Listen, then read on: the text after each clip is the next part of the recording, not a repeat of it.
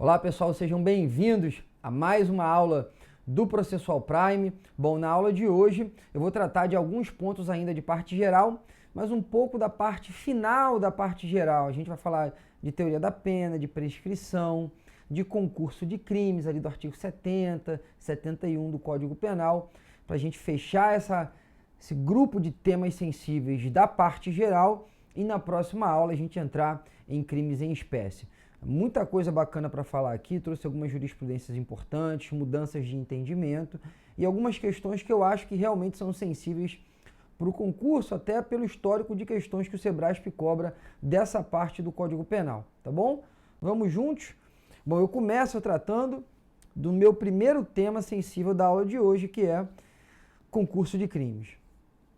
Eu quero fazer junto com você aqui uma interpretação importante da diferença entre concurso formal próprio e concurso formal impróprio. Qual é a explicação que muita gente traz da diferença entre concurso formal próprio e concurso formal impróprio? Bom, diz assim, concurso formal próprio ocorre quando o agente, mediante uma só ação, produz dois ou mais resultados.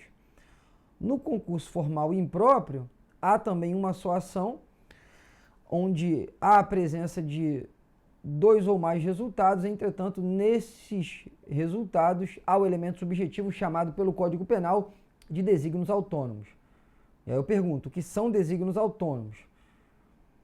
Normalmente se traduz desígnios autônomos como vontade autônoma, como dolo.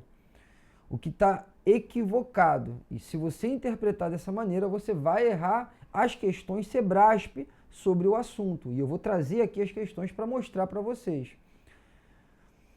O grande cerne da questão é definir se desígnios autônomos é ou não sinônimo de dolo. Bom, a primeira observação que eu quero trazer para vocês é que na segunda parte do artigo 70, que trata do concurso formal e impróprio, o próprio Código Penal diz assim: as penas aplicam-se, entretanto, cumulativamente, se a ação ou omissão é dolosa e os crimes concorrentes resultam de desígnios autônomos. Não é isso? Então eu tenho uma ação dolosa e os crimes concorrentes resultam de desígnios autônomos. Quais são os requisitos do concurso formal impróprio? Que as ações sejam dolosas e os crimes sejam praticados com desígnios autônomos. Primeira pergunta que eu faço: desígnios autônomos é sinônimo de dolo? Não. Há uma, porque a natureza do elemento subjetivo é diferente. Há duas, porque o próprio código exige os dois. Está escrito aqui, ó, se você ainda não percebeu isso no artigo 70, eu estou mostrando para você agora.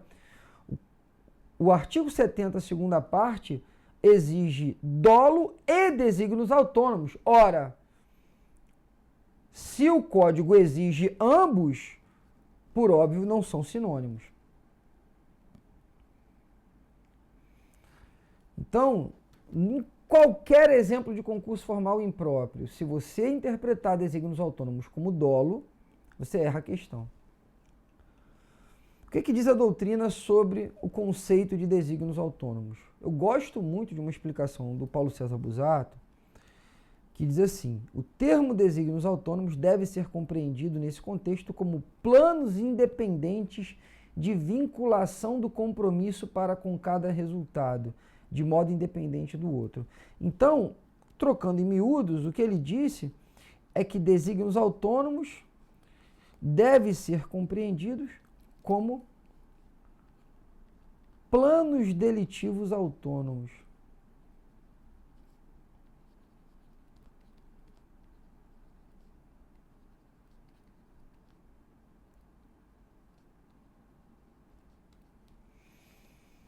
Agora eu vou chegar onde eu quero. Primeiro na jurisprudência, depois na questão Sebrasp. O que disse a quinta turma do STJ, que também é a posição da sexta turma? O sujeito entra no ônibus e com arma de fogo em punho exige que 8 passageiros entreguem seus pertences. né? 8 passageiros. O agente irá responder por 8 roubos majorados em concurso formal. Se você interpretar que quando ele exige dos 8 passageiros a res furtiva, mediante grave ameaça, o fato dele praticar contra 8 pessoas dolosamente, isso configura desígnios autônomos, nós teríamos um concurso formal impróprio. Todas as vezes que o indivíduo praticasse duas ou produzisse, mediante seu comportamento, 2 ou mais resultados de forma dolosa, nós teríamos concurso formal impróprio. Porque, ora, quando ele entra no ônibus, ele subtrai dolosamente o celular das 8 pessoas. Concurso formal próprio ou impróprio? O STJ decidiu como concurso formal próprio.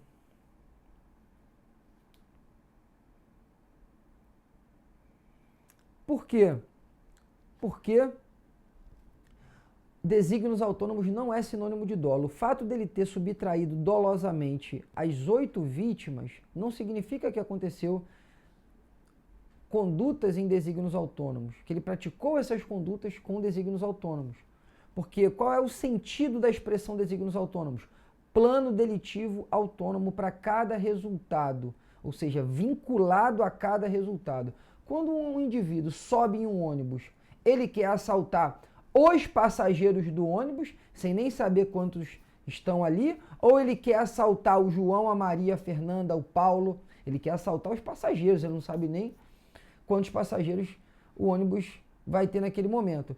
Então o planejamento delitivo dele é único em relação a todos os passageiros ou é individualizado em relação a cada vítima? Porque olha o que diz o Paulo César Busato. Desígnios autônomos devem ser compreendidos nesse contexto como planos independentes de vinculação. O autor se vincula com o resultado, de vinculação do compromisso para cada resultado, de modo independente do outro. Quando o assaltante sobe no ônibus, ele sobe para assaltar os passageiros ou ele sobe para assaltar a Fernanda, o Caio, o Marcelo, o João, os passageiros? Então, o planejamento dele é único para todo mundo. Pergunto a você agora, concurso formal próprio ou concurso formal impróprio? Concurso formal próprio, tá certo o STJ.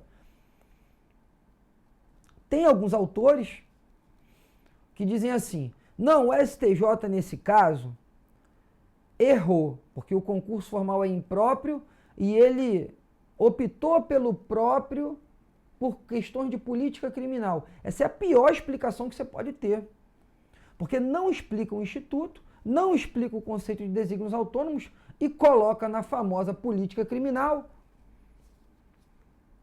que é a panaceia para tudo, né? Aquilo que eu não consigo explicar, eu boto na política criminal. Do mesmo jeito que faz com a culpa imprópria, né? A solução de tudo. Ah, isso aqui é o que é a política criminal. Não é isso, o STJ não disse isso.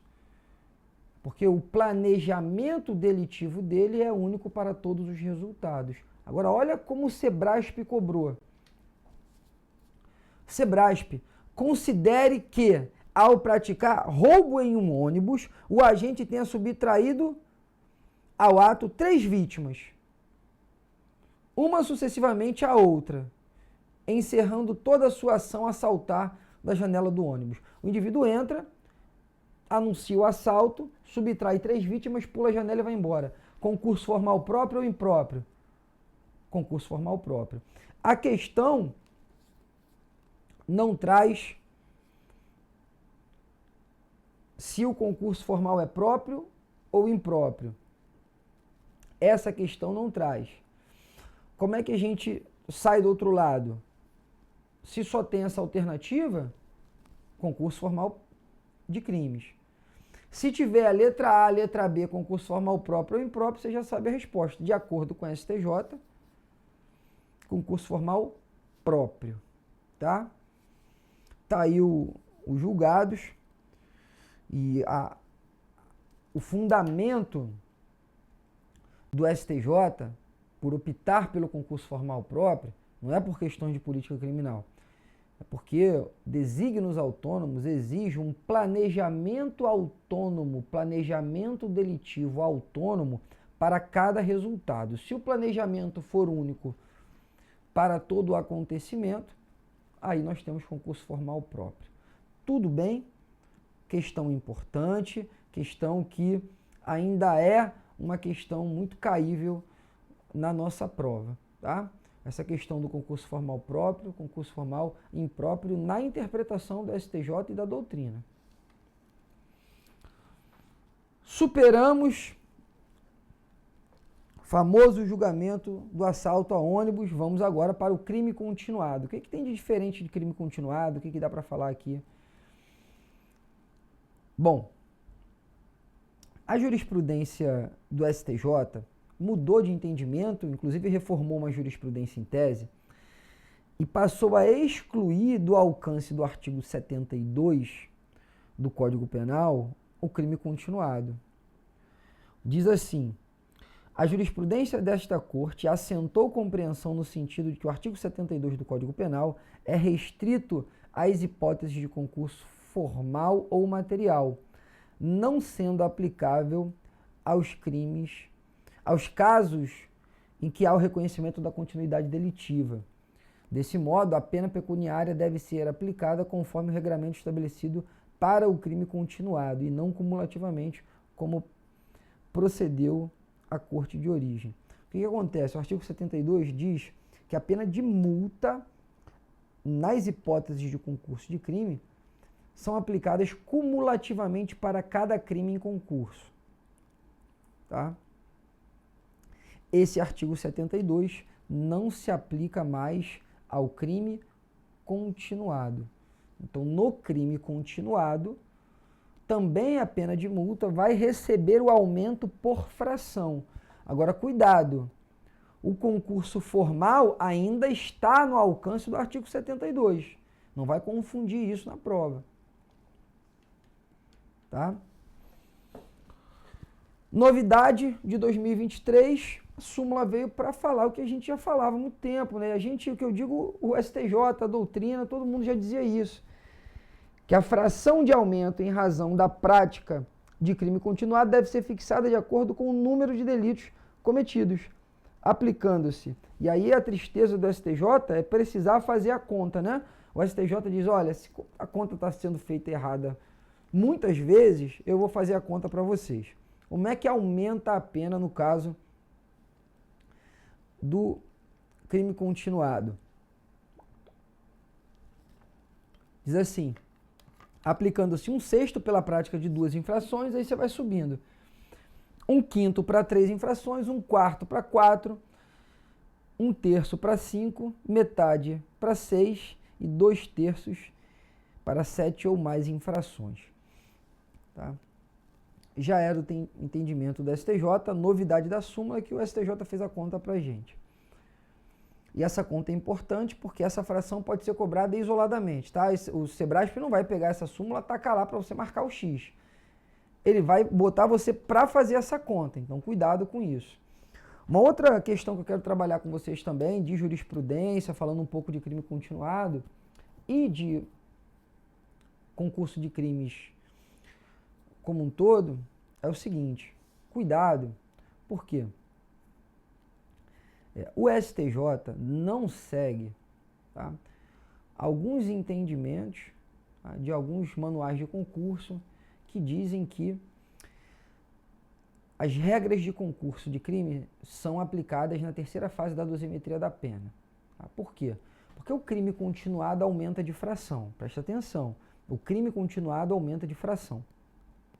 Concurso formal aumenta de fração. Aí eu pergunto, eles são considerados como causas de aumento de pena? Não. Apesar de aumentarem a pena, exasperarem a pena por meio de frações, tecnicamente, eles não são considerados causas de aumento de pena propriamente ditas. Por quê? Porque eles não se aplicam na terceira fase da dosimetria da pena. Quando é fixada a pena privativa de liberdade para cada delito isoladamente do concurso de crimes, depois desse momento, são aplicadas as regras de concurso de crimes. Por quê? Porque o próprio Código Penal afirma que as causas de extinção da punibilidade incidem individualmente para cada crime. Então é preciso fazer o cálculo da pena fixada para cada crime. Então, primeiro fixa-se a pena de cada um dos 3, 4, 5 crimes em concurso. Depois de fixada a pena para cada crime, até porque a gente precisa achar a pena mais grave, né? A pena maior, não é isso que diz o concurso formal? Se idênticas qualquer delas, para servir de base para aplicar a fração. Primeiro eu fixo a pena privativa de liberdade para cada crime. Depois eu vou aplicar as regras de concurso de crimes. Então, tecnicamente, concurso formal e crime continuado, apesar de aumentar a pena mediante uma fração, não são considerados causas de aumento de pena propriamente ditas, porque elas não são aplicadas na terceira fase da dosimetria, tá? Essa é uma informação importante para vocês. Uma outra informação importante que não está no slide, eu vou lembrando, eu vou trazendo, né? A aula de revisão é isso, né? A aula de reta final, nossos temas sensíveis, eu vou trazendo coisas também que eu acabo não colocando no slide, mas trago informação porque lembro que é importante. O STJ ele tem um problema na jurisprudência de crime continuado com relação a dois crimes, que é o 168A do Código Penal e o 337A do Código Penal. Apropriação indébita previdenciária e sonegação de contribuição previdenciária. O que diz a jurisprudência em tese do STJ? É que apesar de serem crimes previstos em tipos penais distintos, é possível aplicar a continuidade delitiva. Isso é o que diz a jurisprudência em tese do STJ. A quinta turma tem 2 julgados, na verdade 3 julgados, tá? A quinta turma tem 3 julgados. 2 saíram no site que você usa para buscar jurisprudência e um não saiu. Mas o STJ na quinta turma tem 3 julgados sobre isso. Todos da quinta turma, todos negando a aplicação da continuidade delitiva no 168A e no 337A do Código Penal, que é a apropriação indébita previdenciária e sonegação de contribuição previdenciária. Marcelo, a jurisprudência em tese admite e a quinta turma não admite. Marco o que na prova? Sinceramente, prova Sebrasp, último informativo. Tá? Marca que não cabe. Porque numa prova discursiva você vai ter meios para discutir isso, dizer que o STJ tem uma jurisprudência em tese, que a posição da sexta turma ainda é essa, a quinta turma diverge, diz que não cabe. Na prova eles pegam o último informativo sobre o tema, faz uma questão e joga para você resolver. Então, na prova, não cabe continuidade delitiva entre esses 2 crimes, porque são, apesar de serem crimes do mesmo gênero, não são crimes da mesma espécie. E, afinal de contas, para o STJ, o que são crimes da mesma espécie?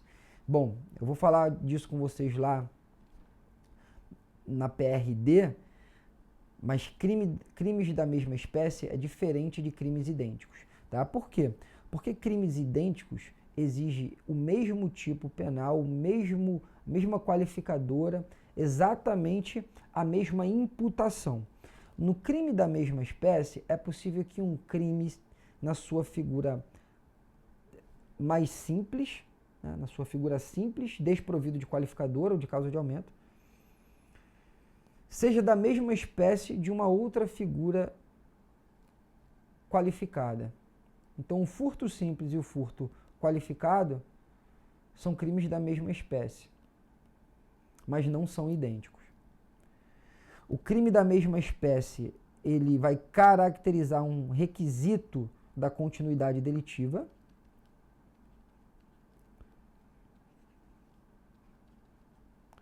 e o crime idêntico vai impedir a substituição da pena privativa de liberdade pela restritiva de direitos no caso do reincidente em crimes idênticos. O reincidente específico do artigo 44, parágrafo 3º. Então, lá fala de crimes idênticos e o concurso de crimes da mesma espécie. Tá?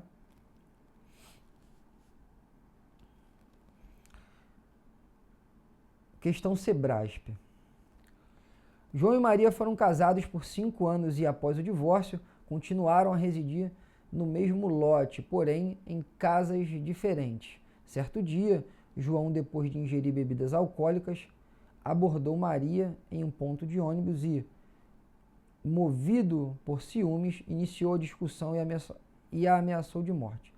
Maria, ao retornar para casa à noite, depois do trabalho, encontrou o ex-marido ainda embriagado. Ele novamente a ameaçou de morte, acusando-a de traição.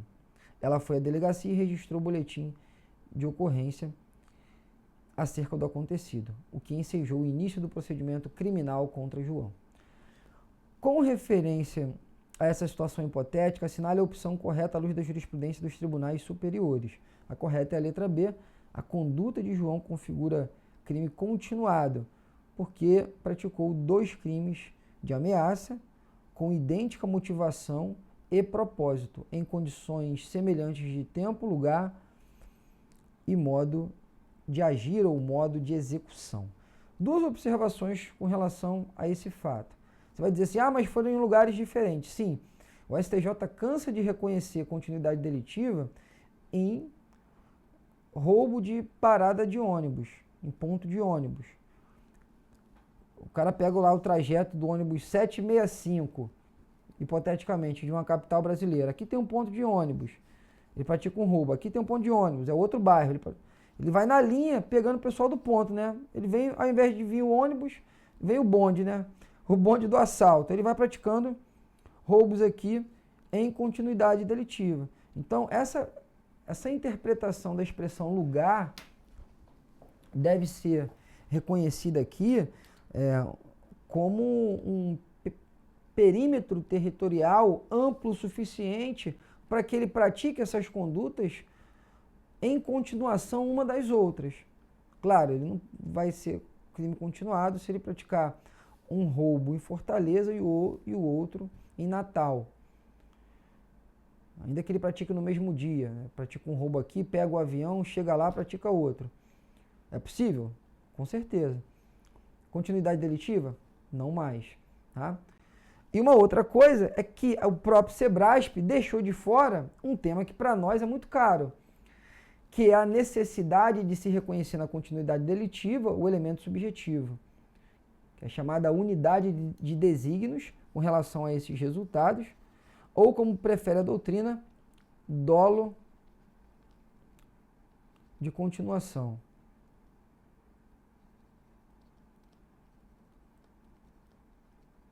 O que é o dolo de continuação? É a vontade e consciência de praticar condutas umas como continuação das outras.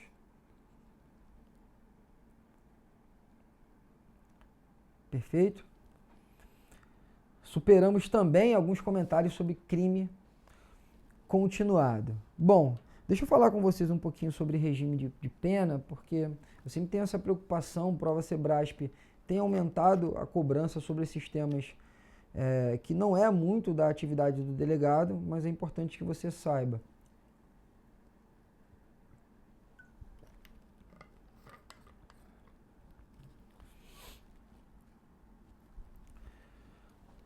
Primeira regra que a gente vai tratar é o basicão, né? O que você precisa levar para a sua prova Sebrasp para sobreviver nas perguntas sobre regime de cumprimento de pena, apesar de não ser o nosso forte do concurso. O básico do Código Penal, né? O básico do artigo 32. Lá no artigo 32, que trata do regime de cumprimento de pena, nós temos o seguinte regramento. Nós temos um regramento para o regime fechado e nós temos um regramento para o regime aberto e semiaberto, tá? É o artigo 33, parágrafo 2º. Eu falei 32, mas é o 33, 33, parágrafo 2º do Código Penal. Pois bem, o que diz o Código Penal? Se o indivíduo for primário, e é assim que você vai memorizar isso, se o indivíduo for primário, ele vai pegar o fechado quando a pena for superior a 8 anos. E aí, se ele for primário ou reincidente, não importa. Superior a 8 anos, a pena sempre vai para o fechado. Tá? Semiaberto. Quem vai para o semiaberto? Vai o primário, que tem a pena maior do que 4 até 8, ou seja, igual a 8 anos, porque mais de 8 anos vai para o fechado.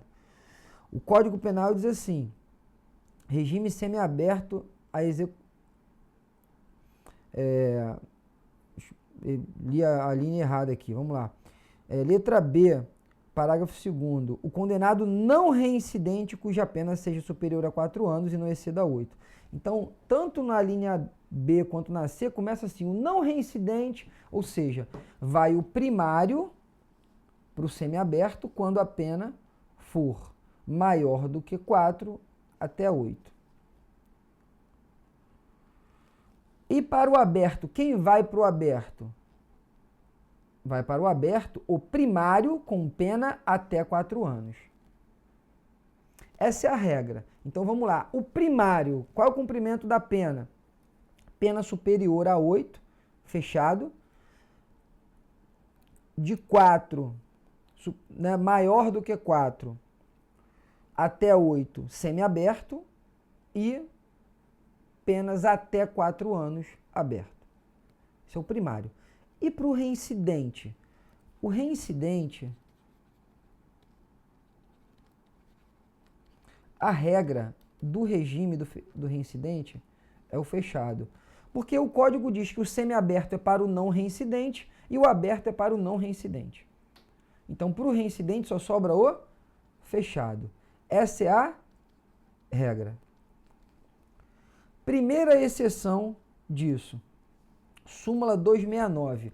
É admissível a adoção do regime prisional semiaberto aos reincidentes condenados a pena igual ou inferior a 4 anos, se favoráveis às circunstâncias judiciais.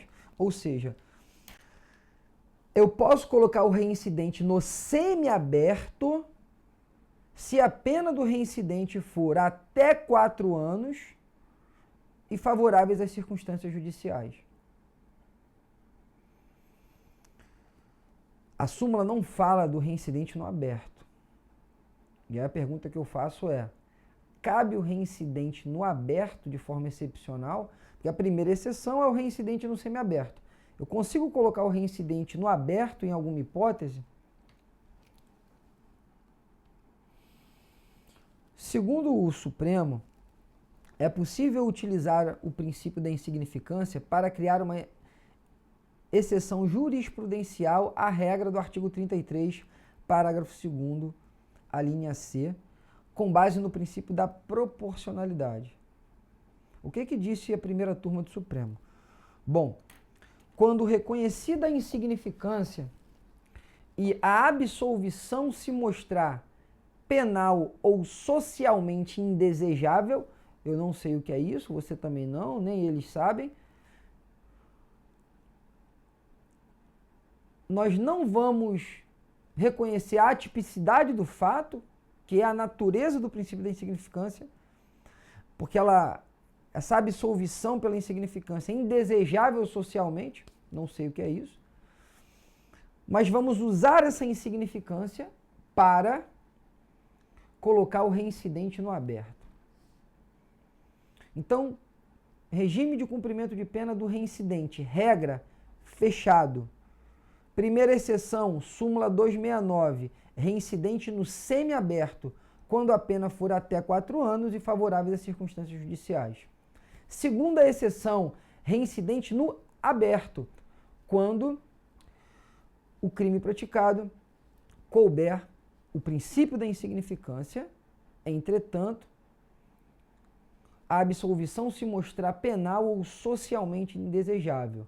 Nesse caso, com base no princípio da proporcionalidade, o Supremo, ao invés de absolver o acusado, utilizou a insignificância para colocar ele no regime aberto. Tá ok? Essa mesma primeira turma do Supremo utilizou esse mesmo raciocínio para proporcionar ao reincidente específico, lá no parágrafo 44, parágrafo 3º, no artigo 44, parágrafo 3º, que trata da substituição da pena, a possibilidade do reincidente específico ter a sua pena substituída, com base no princípio da insignificância. Ou seja, pela letra da lei ele não teria direito, porque ele praticou crimes idênticos, não poderia ter a pena substituída, mas como a conduta foi insignificante, utilizou a insignificância para relativizar a regra. São 2 julgados da primeira turma do Supremo, tá? Então eu acho que com relação a regime de cumprimento de pena ficou legal. A gente conseguiu caminhar bem aqui.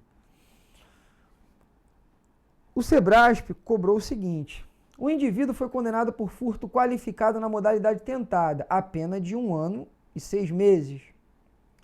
Na análise de antecedentes penais, verificou-se que ele era reincidente, pois havia sido condenado pela prática de lesões corporais culposas, cuja sentença transitou em julgado antes da prática do furto.